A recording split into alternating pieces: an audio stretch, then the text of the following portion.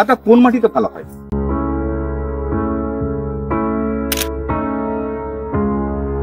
চল্লিশ কুইন্টাল যদি বিঘায় ফলন হয় 4 লাখ টাকা। আচ্ছা, এই যে আদা, এর রোগ জ্বালা কেমন হয়? নমস্কার সুপ্রিয় দর্শক, কেমন আছেন? ভগবান শ্রীকৃষ্ণের কৃপায় আমি ভালো আছি, আশা করি আপনারাও ভালো আছেন। রামকৃষ্ণ নার্সারি থেকে আমি শ্রীকান্ত কথা বলছি। এঁচড় চাষে লাখ টাকা এর আজকে নতুন কোনো প্রতিবেদন দিচ্ছি না। আজকে আপনাদের প্রতিবেদন থাকছে আদা চাষে লাখ টাকা। রামকৃষ্ণ নার্সারি মানেই উন্নত চাষ পদ্ধতি, উন্নত প্রযুক্তি, কৃষকের সাফল্যের কাহিনী আমরা আপনাদের কাছে তুলে ধরি। অনেকে আপনারা রামকৃষ্ণ নার্সারিতে আসতে চান, আসার পথটা আমি একবার বলে দিই। হাওড়া বা বর্ধমান থেকে যারা আসছেন, প্রথমে আরামবাগে আসুন, আরামবাগ থেকে ভদ্রগঞ্জ বাসে উঠুন, শান্তিপুর স্টপেজ, এখানে আমাদের হাট। আজকে যে আমরা আদা চাষ নিয়ে বলবো, কিভাবে আদা চাষ করবেন, কোন মাসে লাগাবেন, কতটা অন্তর লাগানো হয়, কি এর রোগ জ্বালা আছে, কিরকম মার্কেট মূল্য কৃষক পান, এর ফলন কতটা হয়, আসছে প্রতিবেদন। একেবারে সরাসরি প্রতিবেদনে চলে যাচ্ছে। নমস্কার চাচা, আজকে আপনার একটা আদা বাড়িতে চলে আসছি। আপনার তো অনেক বয়স হলো, তা এই বাঁকুড়া এককালে রুক্ষ মাটি ছিল, কিছুই ফলন হতো না। এখন তো আপনি আদা চাষ বহু বছর ধরে করছেন। কত বছর ধরে আদা চাষ করছেন? 15 বছর ধরে করছেন। এই যে আদাটা চাষ করেছেন, মোটামুটি আদাটা লাগাবার উপযুক্ত সময় কখন? আমরা বলি ফাল্গুন চৈত্রে লাগালে হয় আদা, বৈশাখে হয় লাগালে আদা আধা, মানে বৈশাখে যদি আদা লাগানো হয় আর্ধেক আদা পাওয়া যায়। তাহলে আদাটা লাগাবার উপযুক্ত সময় কখন? আমরা বৈশাখ মাসে লাগাই। বৈশাখ মাসে লাগান? বৈশাখে কত তারিখ করে লাগান? বৈশাখের প্রথম দিকে লাগান। এটা কি চৈত্রতে লাগালে ফলন বেশি হয়? চৈত্রে তো হয়, মানে মাচা থাকলে চৈত্রতে লাগানো হবে। সুপ্রিয় দর্শক, মাচা থাকলে চৈত্রতে হয়, তাতে ফলন বেশি হয়। কেন না? গাছেতে একটু ছাওয়া দিতে হয়। আচ্ছা চাচা, এই একটা ভুঁড় থেকে, মানে একটা সারির থেকে একটা সারির দূরত্ব কত লাগিয়েছেন? 2 হাত। একটা সারির থেকে একটা সারির দূরত্ব 2 হাত। আর একটা গাছ থেকে একটা গাছের দূরত্ব কত আছে? এই গাছ থেকে গাছের দূরত্ব 3 পো ছাড়া। 3 পো মানে আমি 12 ইঞ্চি ধরি।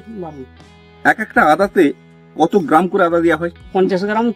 50 গ্রাম। 50, 100। যে আদাটা আপনারা 50 গ্রাম দিচ্ছেন, সেটা লাগানোর কতদিন পর আবার আদাটা বের করে বিক্রি করেন?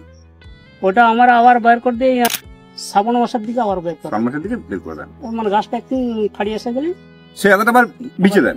তাহলে এই দিক থেকে এই দিকের দূরত্ব আমরা দিচ্ছি 12 ইঞ্চি, আর এই দিক থেকে এদিকে দিচ্ছি 36 ইঞ্চি। 36। আদা কোন মাটিতে ভালো হয়? এটা মানে দোআঁশ মাটিতে সব থেকে ভালো হয়। বালি মাটিটা একটু কম। বালি মাটিতে একটু কম হয়, দোআঁশ মাটিতে ভালো হয়। কি কি সার দেওয়া হয় প্রথম লাগাবার সময়? সার দেওয়া হয় জৈব সার তো দেয়, আর কেউ দেয়নি, মানে গোবর সার দেয়। গোবর সার, মানে গোবর সার বা জৈব সারটাই হচ্ছে এর পক্ষে ভালো।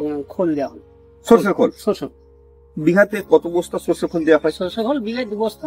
2 বস্তা। 1 বিঘা জমি চাষ করতে গেলে মোটামুটি কতটা বীজের প্রয়োজন হয়? 2 কুইন্টাল।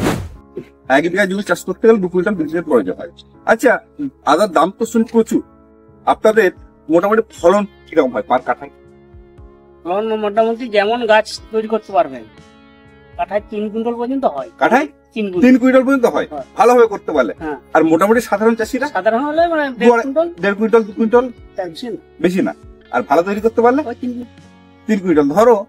ধরুন আপনার এখানে 50টা চাষি, আর 50টা চাষির মধ্যে পার কাঠায় 3 কুইন্টাল চাষি কতগুলো করতে পারে? ওই শতকরা 2টো ধরা হবে।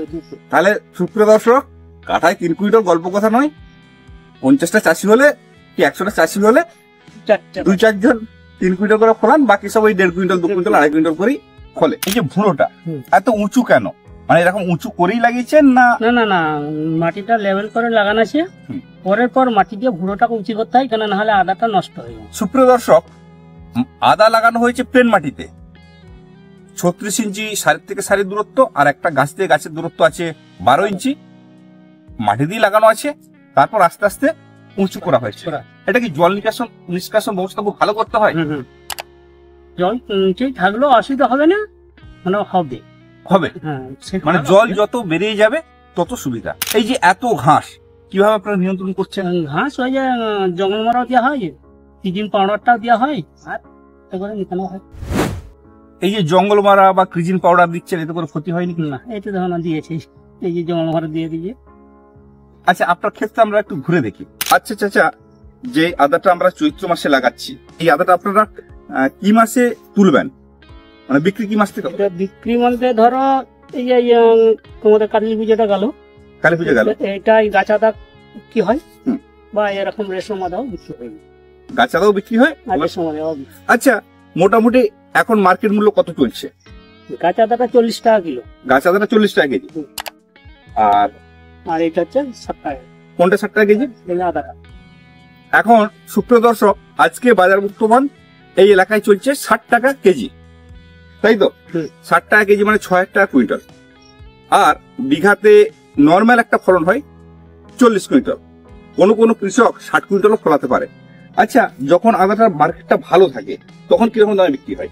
জ্যৈষ্ঠ মাসের দিয়ে ভালো, জ্যৈষ্ঠ মাসে দিয়ে কিরকম দাম থাকে? জ্যৈষ্ঠ মাসে দিয়ে 100, যে বছর মানে চাষটা কম হয় সে বছর দামটা বেশি হয়, যে বছর। তাহলে চাচার কথা অনুযায়ী জ্যৈষ্ঠ মাসের দিকে যদি আমরা আদাটা লাগাই, এই বিক্রি করি, ম্যাক্সিমাম বছর 100 টাকা উনি দাম পান।